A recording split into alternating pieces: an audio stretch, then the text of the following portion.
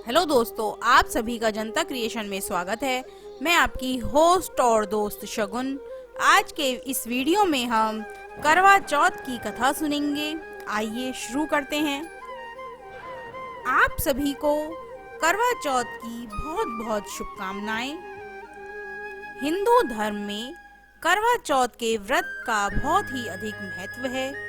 इस दिन सभी सुहागन महिलाएं अपने पति की लंबी उम्र के लिए ये व्रत करती हैं। यह व्रत सूर्य उदय के साथ प्रारंभ होता है और रात को चंद्र को अर्घ देके अपने पति के हाथों जल ग्रहण करके ही खोला जाता है। इस दिन सभी सुहागन महिलाएं निर्जला व्रत रखती हैं। करवा चौथ का व्रत कार्तिक मास के कृष्ण पक्ष की चतुर्थी तिथि को मनाया जाता है। शाम को 4 बजे के करीब मिट्टी के करवे पर मौली बांधकर रोली से एक सतिया बनाकर उस पर रोली के तिहरे बिंदियां लगाकर चंद्रमा को अर्घ देने के लिए जल भरकर रख देते हैं। फिर एक थाली में रोली, गेहूं के दाने और लोटा जल से भरकर रखते हैं। अपने माथे पर रोली से बिंदी लगाते हैं। लोटे पर भी मौली बांधकर सतिया बनाते हैं। फिर हाथ में गेहूं के तिहरे दाने लेकर कहानी कहते हैं। कहानी सुनने के बाद कुछ गेहूं के दाने लोटे में डाल लेते हैं और कुछ दाने साड़ी के पल्ले में बांध लेते हैं, जो कि रात्रि में चांद को अर्घ देते समय हाथ में ले लेते हैं। लोटे का जल सूरज को देते हैं। एक थाली में फल, मिठाई, चावल, भरा हुआ खांड का करवा और रुपये रखकर बायना मिनसकर सासू जी को, नंद जी को या जेठानी को दिया जाता है। पानी को गमले में डाल देती हैं।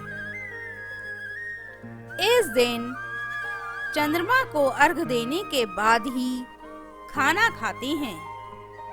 इस व्रत में फलाहार नहीं होता, सादा खाना खाया जाता है।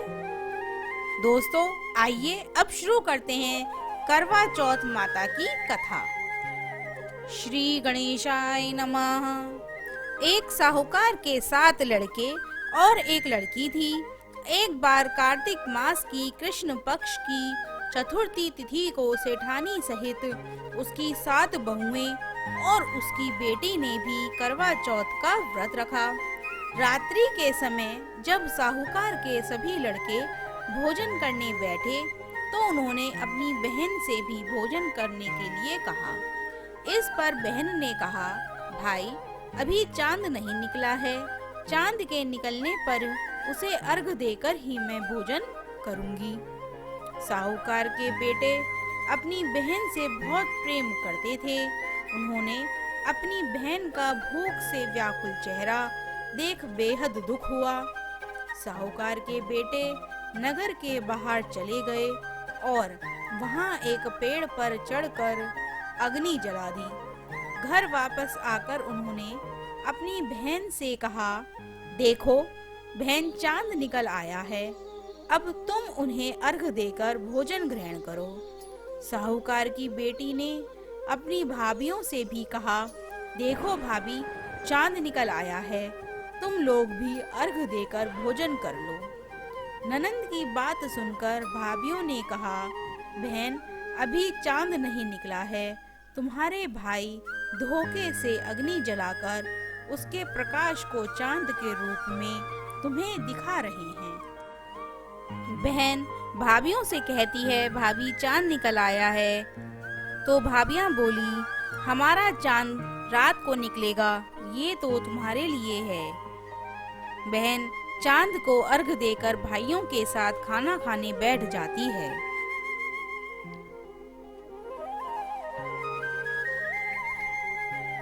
तभी खाने के पहले टुकड़े को खाते ही उसको छींक आती है, दूसरा टुकड़े में बाल निकल जाता है और तीसरा टुकड़ा जैसे ही खाती है तो उसके पति की मृत्यु की खबर उसे प्राप्त होती है और वह शोक में डूब जाती है।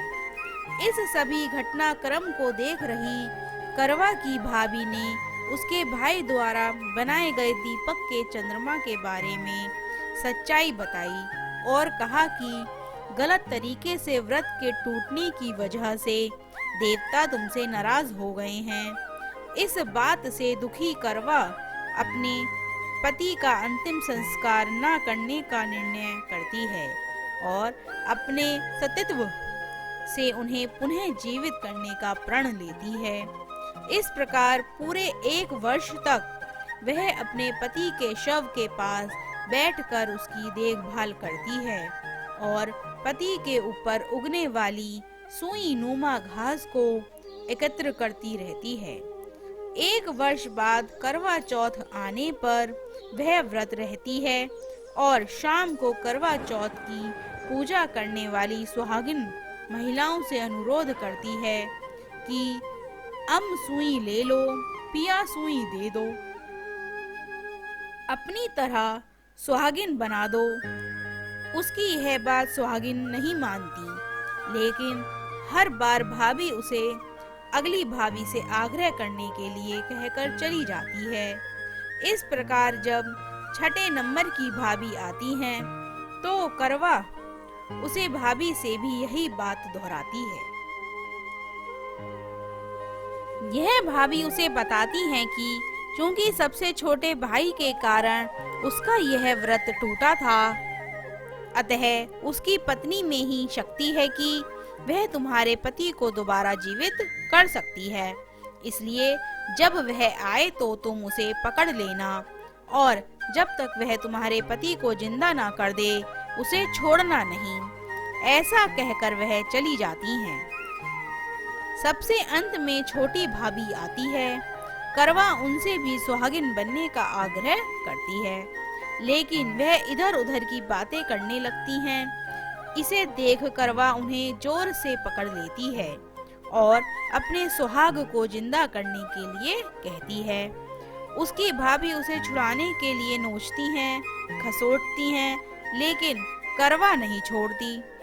अंततः उसकी तपस्या को देखकर भाभी का मन पसीज जाता है और वह अपनी छोटी उंगली को चीरकर उसमें से अमृत उसके पति के मुंह में डाल देती हैं। करवा का पति तुरंत श्री गणेश कहता हुआ जीवित हो जाता है। इस प्रकार प्रभु कृपा से उसकी छोटी भाभी के माध्यम से करवा को अपना सुहाग वापस मिल जाता है। उसी समय से हर सुहागिन महिला करवा चौथ का व्रत पूरे नियम के साथ रखती हैं। श्री गणेशाय नमः। आज की कथा यहीं पर समाप्त होती है। दोस्तों, इसी तरह की और कथाओं को सुनने के लिए हमारे चैनल को सब्सक्राइब करें और बेल आइकन जरूर दबाएं, जिससे हमारी आने वाली नई वीडियोस की नोटिफिकेशन आपको मिलती रहे। Thank you friends watching this video. Do not forget to like, share and subscribe.